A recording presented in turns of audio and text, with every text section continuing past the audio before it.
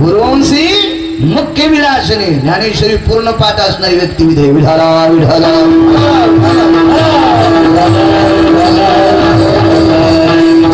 चिंतामणीच्या सारखा कल्पतरूचे उद्यान कामधेनूचे खिल्लारे प्रभू मी आतापर्यंत जे भजन केले तुमचं चिंतन केले तुमच्या चेहऱ्याच्या अंतकरणामध्ये ठसून ठेवलं दृष्टीमध्ये हे सगळे पुण्य त्या भोगवादी नावाच्या नगरीमध्ये संपून जाईल आणि मला तरी कुठेतरी इकडं खाली यावं लागेल मला ती नगरी नकोय राधे तुला काय पाहिजे राधेला काय नसतं दिलं देवानं तुटक्या ताटक्या राधेसाठी काय काय ना तिकडे शेकर इकले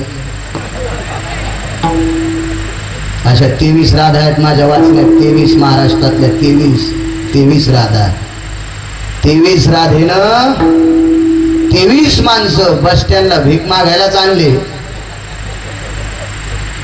एका व्यक्तीला 650 ट्रक होते 650 नाव सांगत नाही मी काय गुत घेतलं नाही 650 ट्रक होते 650 एका 5 तुटक्या राधेच्या नादी लागला तर शेवटच्या टायमाला गाडगं फोडायला एक बोल्ट पण नाही गावसाला 650 टनकातला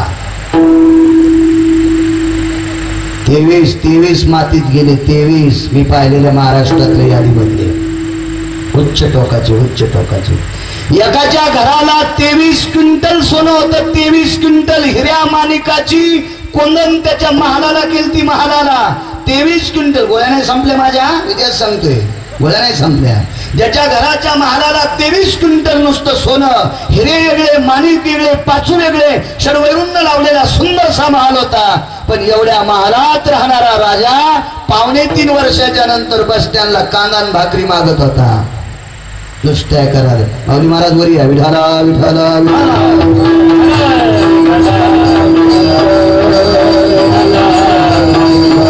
या सर्व तुटक्या तटक्यांसाठी जर माणसं इतके बेजार असतील तर जीवनभराच्या श्वासा इतके मोजिले मी राम बाई म्या विकत घेतला श्याम 6 बायकांनी त्याच्यापैकी 5 बायकांनी त्याच्या भजनाचं भजन करून त्याचं नामस्मरण करून जगाच्या मालकाला ताब्यात घेतलं आणि 6 पैकी एका बाईनं नुसत्या दृष्टीचं प्रक्षालन करून विश्वाच्या मालकाला ताब्यात घेतलं तिचं नाव राधा दृष्टीनं आणि नामानं ताकद घेतली 5 पैकी एकीचं नाव सांगतो तिचं नाव मीराबाई बाकीच्या तुम्ही घरी गेल्या पहा कोणत्या कोणत्या होत्या विठाला विठाला प्रभू जीवनभर दृष्टीने मी तुम्हाला पाहिलं असेल तुझी आवरता दृष्टी भवे आभास कवनाची आन सवे प्रक्षाल चक्षुची भवे प्रांजळ स्थिती देवा तुझ्या व्यतिरिक्त मी माझ्या डोळ्यात कोणाला ठेवलं नाही रे असं जर माझं निश्चिम पुण्य असेल त्याच पुण्याईनं तुम्ही मला मान्य दिली ती प्रभू आता बाकीच्या नगऱ्या देण्यासाठी तयार आहात एकच करा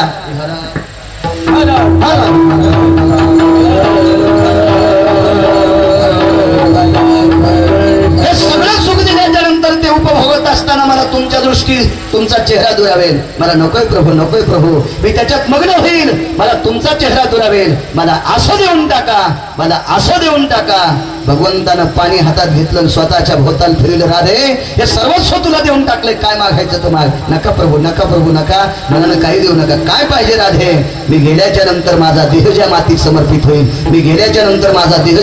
समर्पित होईल त्या ठिकाणची माती कपडाला गंध म्हणून लावी जा म्हणजे कायमस्वरूपी मी तुमच्या कपडावर बसल्याच्या नंतर तुमच्या दृष्टीचं तुमच्या चेहऱ्याचं अधिष्ठान नित्य माझ्या अंतकरणात राहील याच्या व्यतिरिक्त मला काहीच नको सुखाचे ते सुख 33 कोटी देवाच्या राजाची पत्नी इंद्राची पत्नी शची पुण्य संपल्याच्या नंतर खाली बाराशी खांद्याला यावं लागलं असतं पण नारदासारखा तत्वसिद्धांतिक महात्मा भेटला भगवंताच्या रूपाची महती सांगितली आणि त्या दिवशी जगाच्या मालकाचं रूप पाहत राहिली रूप इतकं बघत राहिली पुण्याचा संचय झाला की भगवंताच्या चेहऱ्यावर जाऊन बसली ही भगवंताचं रूप पाहण्याची ताकद आहे म्हणून ज्ञानवराय म्हणतात रूप पहा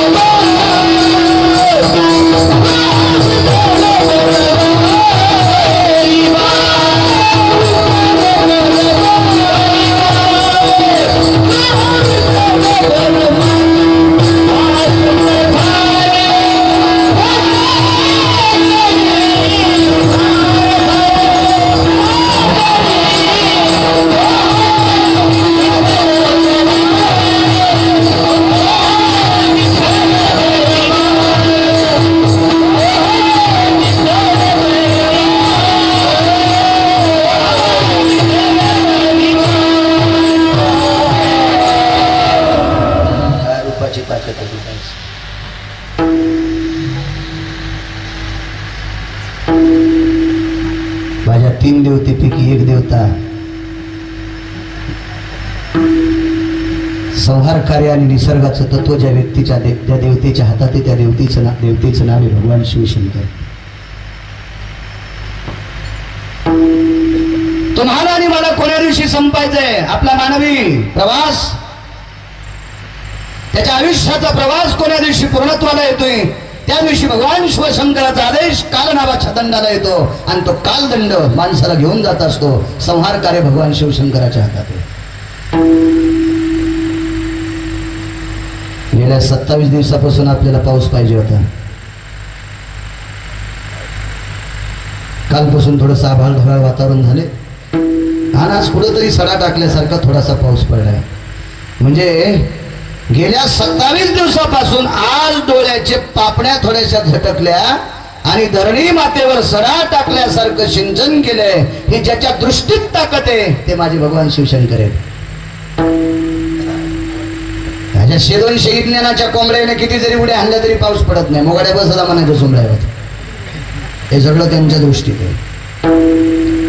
आज हे 10 दिवसाचं अधिष्ठान माझ्या विघ्नहर देवताचं त्या बाबाई भैयांनी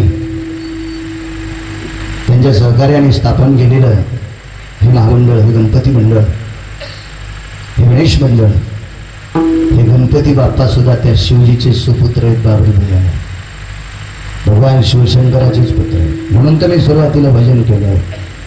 पार्वतीच्या नंदनान मोर्या गजानना रे गजानना, मोर्या गजानना रे गजानना, मोर्या गजानना रे गजानना, पार्वतीच्या नंदनान मोर्या गजानना रे गजानना, पार्वतीच्या नंदनान मोर्या गजानना रे गजानना.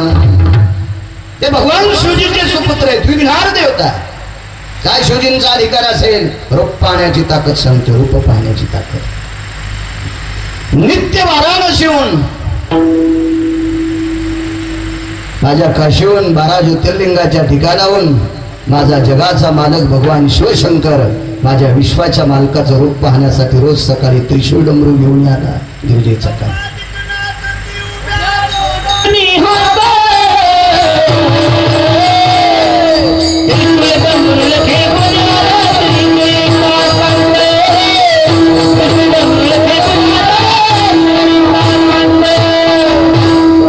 त्रिशूळ डमरू घेऊन आला गिरजेचा काम. रोज सकाळी शिवजी येतात, रोज सकाळी शिवजी.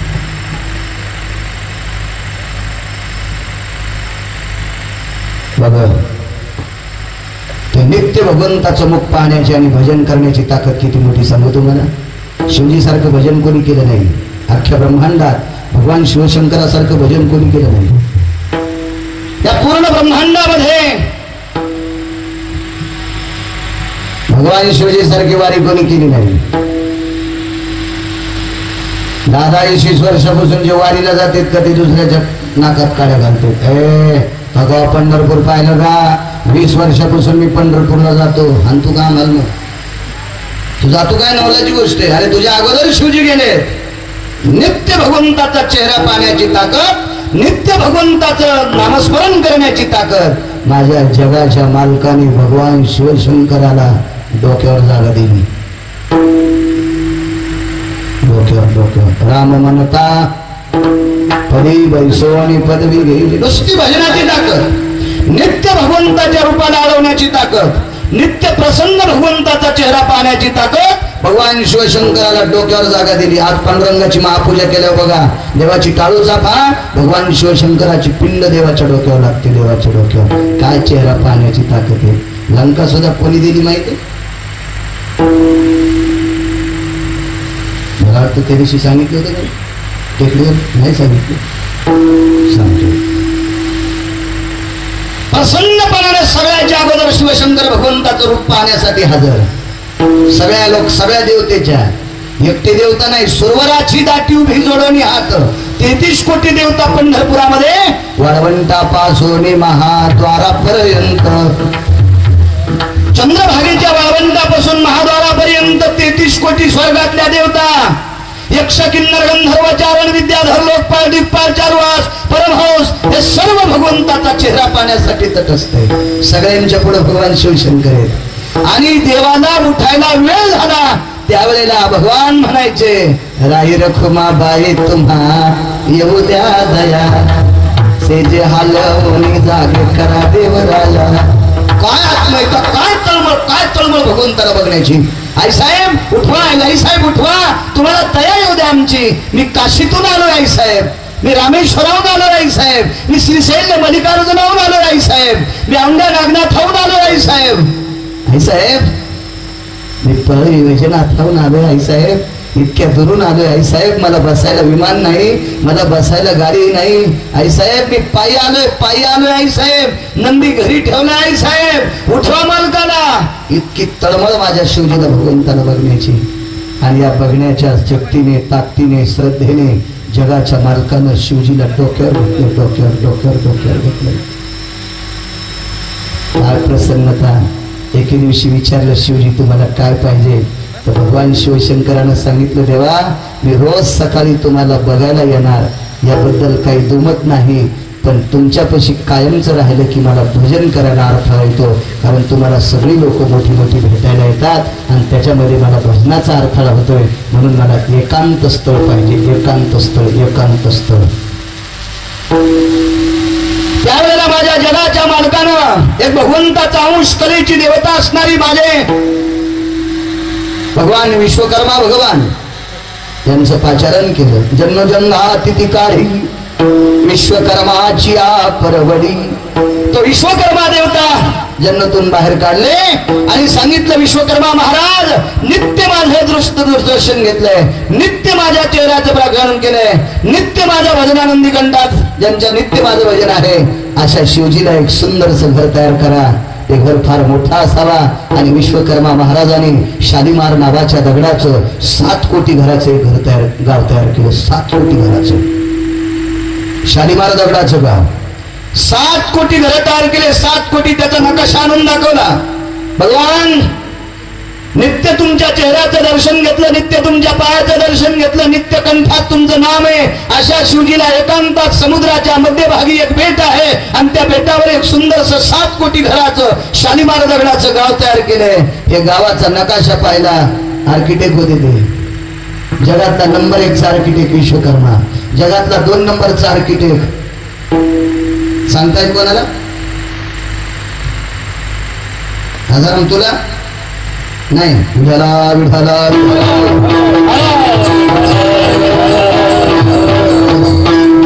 किती महाराज फुकल्यावर सुधारता तुम्ही.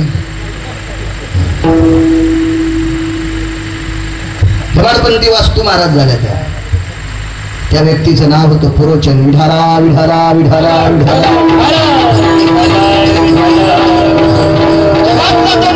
वास्तुशिल्पकार पुरोचन, 1 नंबरला कलेची देवता विश्वकर्मा भगवान. 7 कोटी घर असणारे गाव बांधलं, नकाशा दाखवला. आर्किटेक्टला सगळा नकाशा काढता येतोय, त्या घराला कलर देता येतोय, त्याच्या कॉम्प्युटरवर. त्याच्या पुढे गाडी सोडता येते, एक बाई उभी करता येते, तिच्या पुढे लेकरू. पण नंतर सांगितलं गाव संन्याशाचं आहे, बाई कशाला? घर संन्याशाला दिलं, इथं बाई कशाला उभी केली? आर्किटेक्टला सगळं करता येते. तसं विश्वकर्मा भगवंतानं 7 कोटी घराचं गाव तयार केलं समुद्राच्या बेटावर. माझ्या जगाच्या मालकाचे डोळे भरून आले.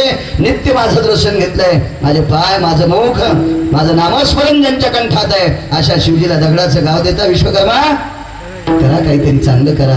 त्यावेळेला विश्वकर्मा महाराजांनी कलेच्या देवतेने गरुडाचं पाचारण केलं आणि गरुडाला एका जाबुनंद नावाच्या झाडाकडे नेलं. ते जाबुनंदाचं झाड म्हणजे सोन्याचं झाड.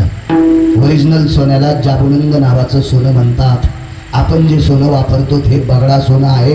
आपल्याला ओरिजिनल औषधाला पण बघायला भेटत नाही. विठाला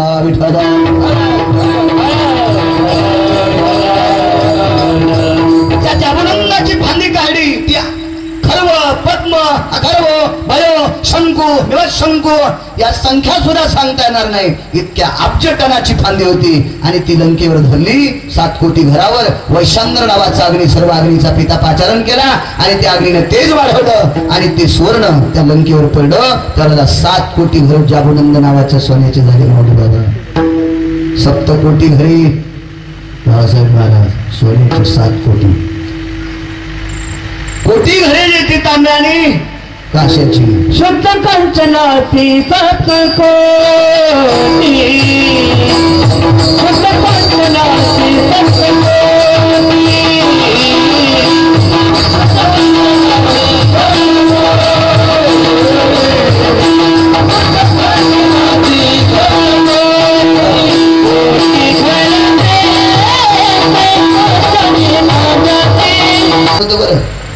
काही लोक म्हणतात लंका रावणाची, लंका रावणाची, म्हणून त्याची भ्रांत जावा. लंका रावणाची नव्हती, शंकराची होती.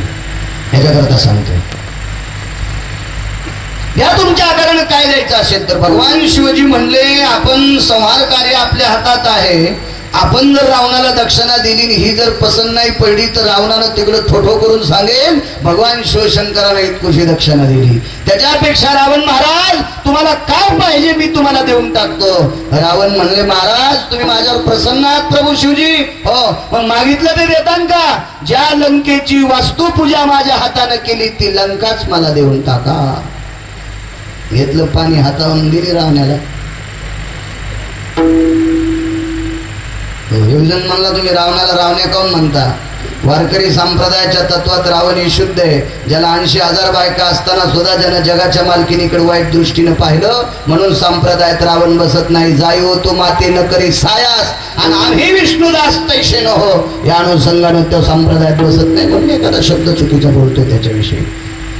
चला लंका भगवान शिवशंकराची होती.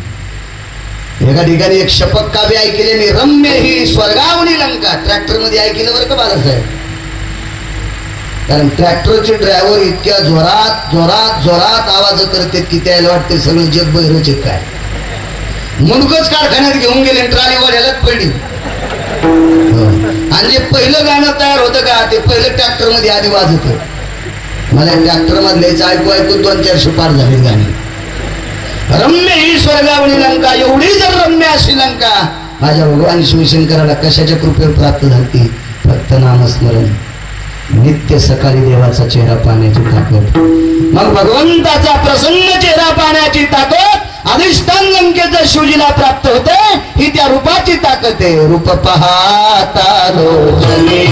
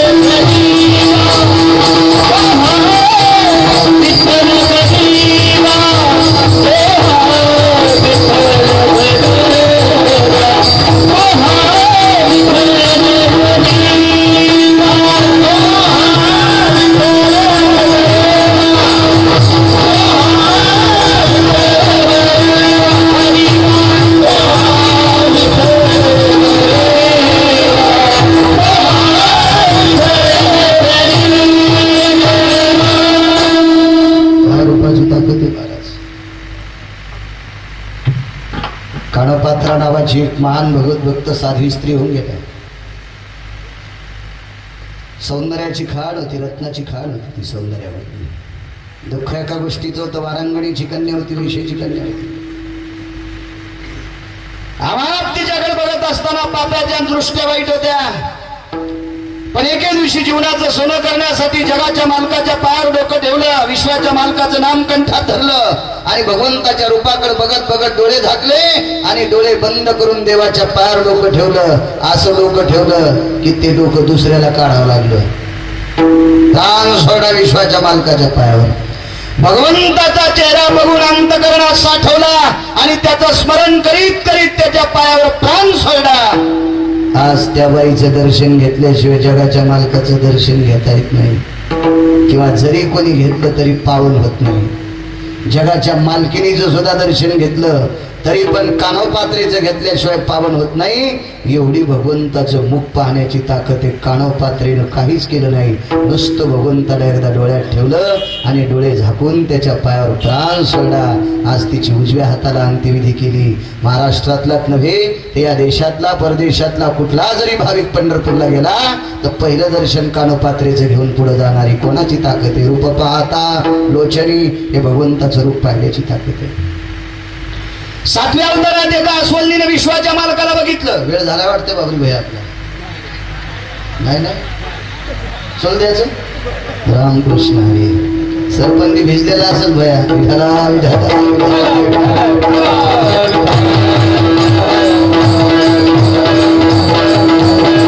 7व्या अवतारात एक मुलगी आईसोबत शिकारी करता गेली. शिकार सापडली नाही. त्या शिकारीच्या पाठीमागे आई धाव धाव धाव धाव धावत होती. मुलगी थकली, एका झाडाखाली उभी राहिली.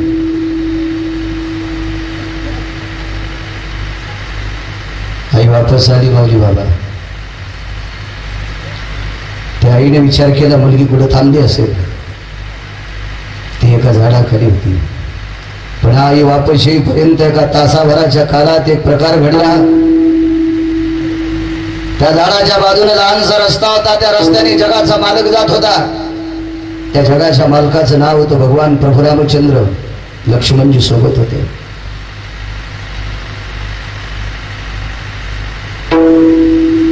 आणि या मुलीने जगाच्या मालकाच्या चेहऱ्याकडे बघितलं. काय चेहरा असेल तो, काय रूप असेल तो मालकाचं. आज 25 घंटे भगवंताच्या रांगेला लागलेला वारकरी थकून जातो आणि 25 तासाच्या नंतर गरुड खांबाच्या जवळ आला की 10-15 सलाईन घेतल्यासारखी ताकद त्याच्या अंगात येते. कुठली ताकद आहे? त्या मालकाच्या रूपाची ताकद आहे. असं त्याला वाटते मी जिंकले, काहीतरी जिंकले. 25 घंटे बेजार झाल्याच्या नंतर इतका थकलेला असतो, व्याकुळ झालेला असतो तापडे असे. पण समोर गेल्याच्या नंतर त्याच्या जर पुढं कोणी आलं तर त्याला राग येतो. दादा, अरे 25 तासापासून मी रांगेत रे, मला जगाच्या मालकाचा चेहरा बघू दे रे, विश्वाच्या मालकाचे पाय बघू दे रे, माझ्या पुढे आडवा येऊ नकोस रे. काय प्रसन्नता असेल त्या मुखामध्ये, किती प्रसन्नता असेल.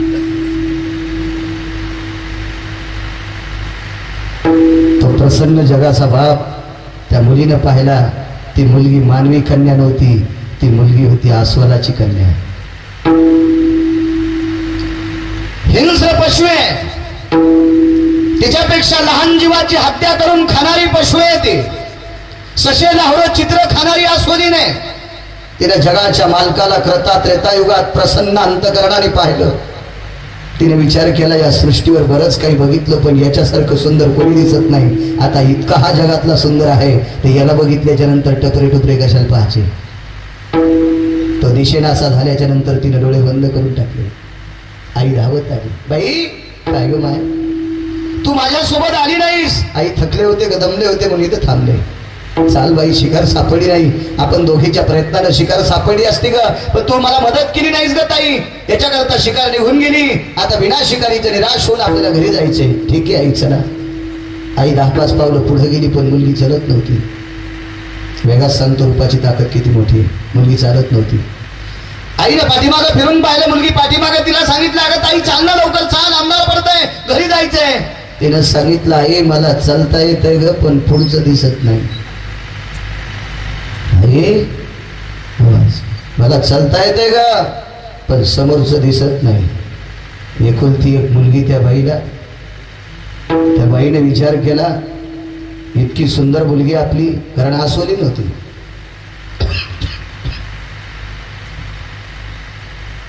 डोळे सुंदर, तिला दिसत कसं नसावं. वापस आल्याच्या नंतर तिचे हात पाहिले, एखाद्या विषारी झाडाच्या पाल्याला हात लागला असेल का? काही झाडं असे विषारी, त्याच्या पानाला हात लावला आणि ते डोळ्याला हात लावला की दृष्टी जात असते. अशा काही वनस्पती असं जवळ झाड असेल का, एखाद्या झाडाला हात लावला का? नाही. मग ताई तुझे डोळे गेले कशाला? ताई आई डोळे गेले नाही, मी घातलेत. कशामुळे? आता उघडायचे नाही, मरेपर्यंत नाही. का ग बाई? आई इथून एक जाताना व्यक्ती बघितला, तो व्यक्ती एवढा सुंदर होता की त्याच्याकडे बघितल्याच्या नंतर कोटी ब्रह्म हत्या मुख पाहता जाती. त्याच्याकडे बघितल्याच्या नंतर कोट्यावधी ब्रह्म हत्येचं पाप जाईल, असा सुंदर प्रसन्न चेहरा होता ग. राजस कुमार मदनाचा पुतळा, रवी शशिकळा लोपनिया. त्याला बघितलंय मी. मग त्याला बघितल्याच्या नंतर आता दुसरं कोणाला बघायचंच नाही. कसा करता? मी त्याला मनानं वरलोय. आईनं मुलीच्या तोंडात मारली, बाई तू पागल आहेस का? आपण अस्वल आहोत, अस्वली नेस तू. आणि कोण तो माणूस सुंदर, आणि तो तुझ्याशी लग्न कसं करील? आई माझ्याशी त्याला लग्न करायचं का न करायचं तो ठरविल, पण मी त्याला इतक्या प्रसन्नपणानं पाहिले, इतक्या प्रसन्नपणानं पाहिले, आणि आता निर्णय केलाय की त्याला बघितल्याच्या नंतर पुन्हा कोणाला बघायचंच नाही. हा माझा ठाम निर्णय. आईनं पुन्हा दुसऱ्या घालत मूर्खच कुठली? अगं माणसं मुलं मुलींना बघत असताना पसंती नापसंतीचा विचार करतात, तो जगातला नंबर 1चा सुंदर आसवल्लीला कसा पसंत करील? आई पुन्हा पुन्हा तेच मला ऐकायचं नाही. माझ्या प्रश्नाचं हे उत्तर नाही आई. मी निर्णय केलाय, वरिले सावळे परब्रह्म. मी आता त्याला मनानं वरलंय, माझ्या दृष्टीनं वरलंय. माझ्या डोळ्यात त्याच्या व्यतिरिक्त कोणाची बाहुली खेळणार नाही. मला तू धरून घरी घेऊन जाय. नसल तयार तर याच अरण्यामध्ये काट्या कोट्यात वरबाडून इथंच देह त्याग करणार. त्याच्या रूपाचं चिंतन करीत करीत करीत करीत इथंच शेवट करणार. आईनं घरी नेलं, वडिलांना खूप समजून सांगितलं, पण मुलगी ऐकायला तयार नव्हती. रूपाची ताकद किती माझ्या माऊलीने मला सांगतात. वडिलांना सांगितलं, ताई ऐक, आता तुझं लग्नाचं वय झालंय, आपल्या समाजातल्या एका मुलाशी लग्न कर तू. प्रपंच स्थाप माय, ऐक तू ऐक, तुझा बाबा सांगतोय, वडील सांगतेत माय. तुझ्या जीवाकडे बघितल्याच्या नंतर, तुझी परिस्थिती पाहिल्याच्या नंतर मायबापाचं अंतकरण तुटतं का बाई? तू ऐक माझं ऐक. डोकं फोडून घेतलं बापानं, पण पोरीनं ऐकलं नाही. बाबा क्षमा असावी, तुमचा शब्द ऐकत नाही त्याबद्दल मला माफी असावी, पण तुमचं नाव जाईल असं कुठलंही काम करणार नाही याबद्दल मला माफी असावी. बाबा मी डोळ्याने त्याला पाहिले, तो इतका सुंदर होता बाबा, त्याच्या व्यतिरिक्त मला कोणाला बघा वाटत नाही. बाबानं सांगितलं, मी अति सुंदर तुझ्या समोर उभा करतो, मग डोळे उघडशील. ती म्हणली, तुम्ही सुंदर उभा केलेला डोळे उघडायचा संबंध नाही. तो जर इथं आला तर आपण मग त्या या परिसरामध्ये भक्तीचं वातावरण निर्माण होते. ही ज्याच्या रूपाची ताकद आहे, मी असा पाहिलाय, मी असा बघितलाय, असा बघितलाय. बाबा तो सुंदर आलाय, मला तुम्ही सांगायची गरज नाही. तो आधा कदा जर आपल्या महालात आला आणि त्याच्याकडे जर तुम्ही बघितलं तर तुम्ही सुद्धा टाळ्या वाजून त्याच्या रूपाचं भजन करीत, नाचत नाचत भजन करतात. ही त्याच्या रूपाची महती आहे बाबा, मी असा पाहिलाय, मला तुम्ही सांगायची गरज नाही. क्षमा असावी बाबा, मी नाही डोळे उघडणार. त्याचं नाव काय माहित नाही, त्याचं गाव काय माहित नाही, त्याचं ठिकाण काहीच माहित नाही. तो कुठं चाललाय काही माहित नाही, कुठून आलाय काही माहित नाही. फक्त रूप माहित होतं, आणि त्याच्या रूपाची झरझर तिच्या अंतकरणाला लागली, आणि त्याच्या रूपाचं ध्यान करीत करीत करीत करीत करीत करीत करीत करीत करीत करीत एके दिवशी त्या आसवल्लीनं प्राण सोडले. बापानं मुलीचं अंत्यविधी केलं. चांगल्याची मुलगी होती ती, जातीनं आसवलीनं असू द्या, वर्णन जात चुकून शब्द वापरलाय. पशु आश्वलीन असू द्या, ज्याचा त्याचा भाग आहे. कोणी कोणाच्या वंशात, कोणी कोणाच्या कुळात, कोणी कोणाच्या याच्यात जन्माला येतो, ते माणसाचा त्या जन्माला येणाऱ्याचा दोष नाही, त्याच्या कर्तव्याचा दोष असतो, त्याच्या पापापुण्याचा दोष असतो. तो त्या त्या ठिकाणी जन्माला येत असतो. ती आश्वलीन झाली. तिची राख एका पवित्र गंगेत सोडून गेली. बापाचं अंतकरण पाझरलं, ती गंगा पाझरत होती. काही गेलीच ग. वडील घरी आले, भेटायला येणाऱ्याला सांगत होते, अरे अख्खं जीवनभर डोळे झाकले ज्याच्यासाठी तो कोण असेल? एक तत्वसिद्धांतिक साधू आला. त्या साधूनं सांगितलं, बाबा तू नशीबवान आहेस, गंगेच्या याच्यातून वलय निर्माण झाले, बाबा तू नशीबवान आहेस. तुझ्या मुलीने जगाच्या मालकाकडे बघून डोळे झाकले, त्याला बघितले, तिने त्याच्या व्यतिरिक्त कोणाला बघायचं नव्हतं, तरी पण याच्या अंतःकरणात ती गोष्ट वाचत होती. या तत्वसिद्धांतिक लोकांना त्या व्यक्तीनं सांगितलं, त्या अस्वलानं सांगितलं, अरे जीवनभर ज्याला बघितल्याच्या नंतर तिनं माय बापाला सुद्धा बघितलं नाही. अरे आमच्या पोटी जन्म घेतलाय आणि तिने जगाच्या मालकाला बघितल्याच्या नंतर, त्याला पाहिल्याच्या नंतर त्याला डोळ्यात ठेवलं. जन्मदात्या मायबापाला सुद्धा डोळे उघडून तिने कधी बघितलं नाही. इतकं अतूट प्रेम त्या जगाच्या मालकावर केलं. पण तो किती निर्दयी आहे रे, तो एकदा सुद्धा तिला भेटायला आला नाही. ती जाता जाता बापानं असा एक प्रश्न केला वडिलांनी तिला, बाई तू जर्जर झाली, तुझा जाण्याचा काळ जवळ आलाय, बापाच्या अगोदर जाती शरीर तुझं जीर्ण झाले. त्याच्या रूपाचं वर्णन करत असताना, त्याच्या रूपाची मती गात असताना, त्याच्या रूपाचं डोळे शांत करण्यात ठेवत असताना तुझं हृदय त्याच्या रूपासाठी पाझरतंय ताई, पण त्याला एक क्षणभर सुद्धा तुझी दया नाही बाबा.